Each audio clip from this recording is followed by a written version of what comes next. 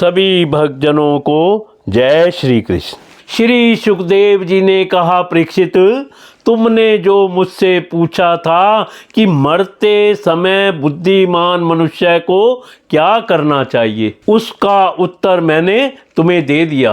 कामनाओं की इच्छा हो तो कैसे देवताओं की उपासना करे। जो ब्रह्म तेज का इच्छुक हो वह बृहस्पति की, जिसे इंद्रियों की विशेष शक्ति की कामना हो वह इंद्र की, और जिसे संतान की लालसा हो वह प्रजापतियों की उपासना करे। जिसे लक्ष्मी चाहिए वह माया देवी की, जिसे तेज चाहिए वह अग्नि की, जिसे धन चाहिए वह वसुओं की, और जिस प्रभावशाली पुरुष को वीरता की चाह हो उसे रुद्रों की उपासना करनी चाहिए। जिसे बहुत अन्न प्राप्त करने की इच्छा हो वह अदिति का, जिसे स्वर्ग की कामना हो वह अदिति के पुत्र देवताओं का, जिसे राज्य की अभिलाषा हो वह विश्व देवों का, और जो प्रजा को अपने अनुकूल बनाने की इच्छा रखता हो उसे साध्य देवताओं का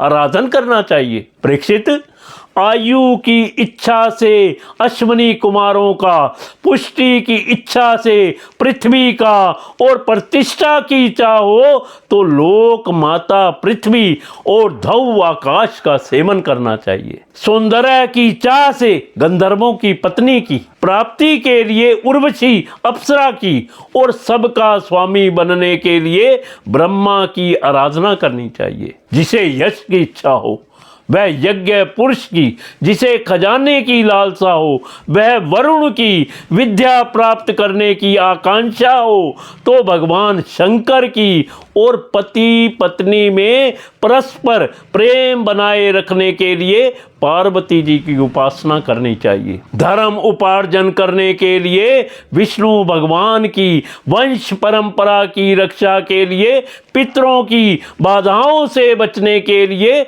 यक्षों की, और बलवान होने के लिए मदुद गणों की आराधना करनी चाहिए। राज्य के लिए मन मंत्रों के अधिपति देवों का, अभिचार के लिए नितस्त्री को, भोगों के लिए चंद्रमा को, और निष्कामता प्राप्त करने के लिए परम पूज्य नारायण को भजना चाहिए। और जो बुद्धिमान पुरुष है वह चाहे निष्काम हो, समस्त कामनाओं से युक्त हो, अथवा मोक्ष चाहता हो, उसे तो त्रिभक्ति योग के द्वारा केवल पुरुषोत्तम भगवान की ही आराधना करनी चाहिए। जितने भी उपासक हैं उनका सबसे बड़ा हित इसी में है कि वे भगवान के प्रेमी भक्तों का संग करके भगवान में अविचल प्रेम प्राप्त कर लें।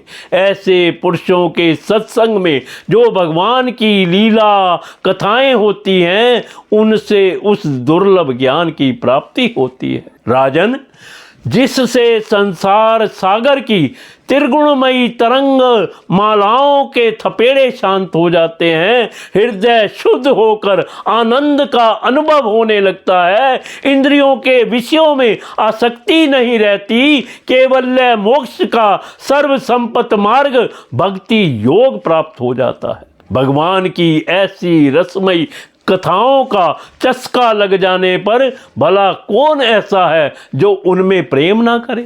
शौनक जी ने कहा, सूत जी, राजा परीक्षित ने सुखदेव जी से यह बात सुनकर उनसे और क्या पूछा।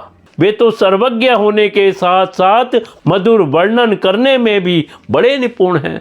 सूत जी, आप तो सब कुछ जानते हैं, हम लोग उनकी वह बातचीत वे प्रेम से सुनना चाहते हैं। आप कृपा करके अवश्य सुनाइए, क्योंकि संतों की सभा में ऐसी ही बातें होती हैं जिनका प्रवसान भगवान की रसमयी लीला कथा में ही होता है। पांडु नंदन महारथी राजा परीक्षित बड़े भगवत भक्त थे। बाल्यकाल में खिलौनों से खेलते समय भी वे श्री कृष्ण लीला का ही रस लेते थे।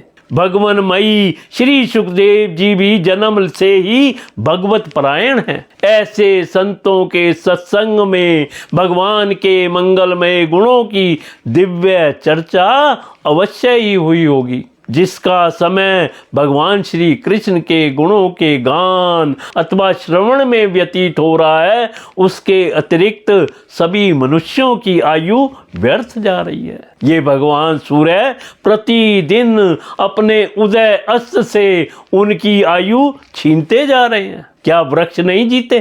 क्या लोहार की धोकनी सांस नहीं लेती? गांव के अन्य पालतू पशु क्या मनुष्य पशु की तरह खाते पीते या मैथुन नहीं करते?